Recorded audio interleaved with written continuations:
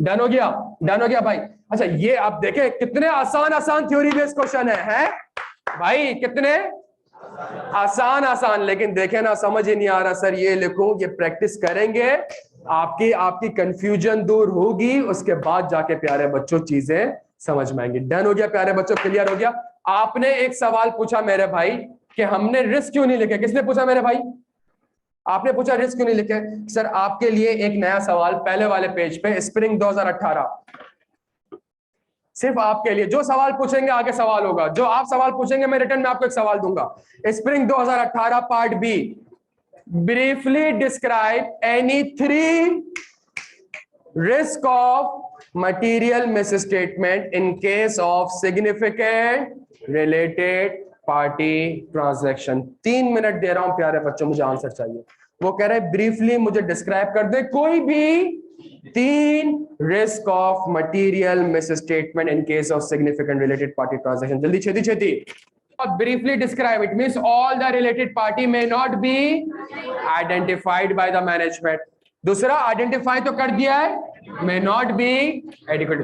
तीसरा related party के साथ जो ट्रांजैक्शन हुई है वो outside the normal, the transaction with the related party may be outside the normal course of the all the related party transaction may not be identified by the management, all the related party transaction may not be adequately disclosed by the management। सही है। और the transaction may be, नहीं may not be नहीं, may be outside the normal course of business। क्या यहाँ तक बात समझ आती है? दोस्त क्लियर हो? चूंकि अब सवाल आपसे ये पूछ रहा है तो आंसर भी ऐसे नहीं। डन हो गया। लेकिन अगर इसी सवाल में वो ये कह देता कि रिलेटेड पार्टी के रिस्क, अब मेरी बात सुनिएगा, मुझे ये क्लियर हो यार, इसमें तो किसी और ने कुछ और लिखा तो मुझे बता दे, कोई मसले वाली बात, मैंने अपना आपको बता दे कि मैंने कैसे पर्चा पास किया, तो कोई शर्म आया नहीं होनी चाहिए। जी मेरे भाई, क्या मतलब?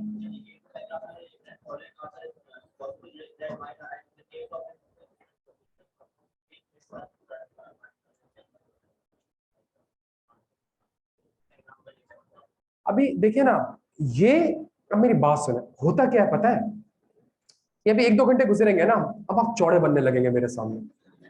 अभी तक तो ये नहीं पता था लिखना कौन सा है।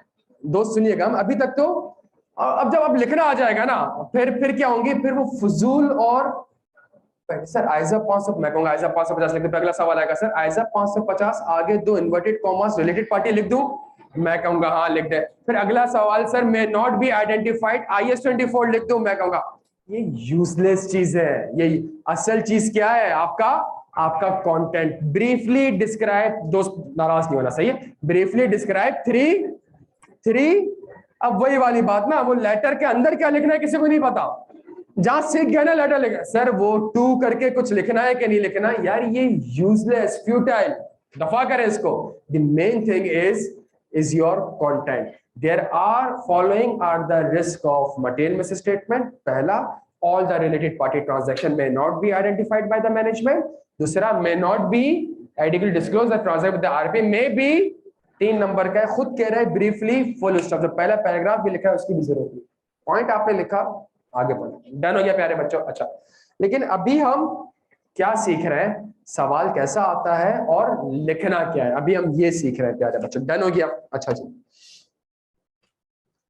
सवाल की रिक्वायरमेंट क्या है? Briefly describe in case of significant related party transaction, full stop. Also लिखे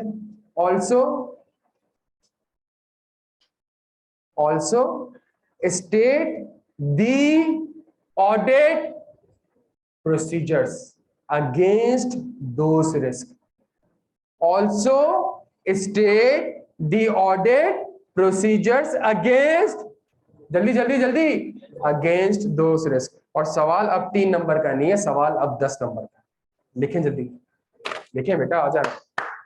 इस 3 मार्क्स सवाल को 30 मार्क्स में लेके जाना है, जल्दी छेती। कह रहा है इस रिस्क के अगेंस्ट मुझे ऑडिट, जल्दी कौन सा आंसर?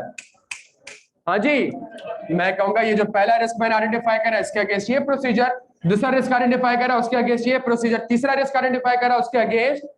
मुझे समझ आती है, सवाल को थोड़ा चेंज करता हूँ, बताएं जो रिस्क आपने जो आपने ऊपर रिस्क आइडेंटिफाई करे, उसको आइडेंटिफाई करने के लिए आप क्या ऑडिट प्रोसीजर परफॉर्म करेंगे? अब मैं कहूंगा ये रिस्क आइडेंटिफाई करने के लिए मैं ये प्रोसीजर परफॉर्म करूंगा, रिस्क आइडेंटिफाई हो गया तो उसके अगेंस्ट मैं ये, और यही वो जो दोस्त मेरा आपका सवाल जो था, प्यारे बच्चों, ये कहलाते हैं risk, because it will help the auditor to identify and assess the risk of material misstatement.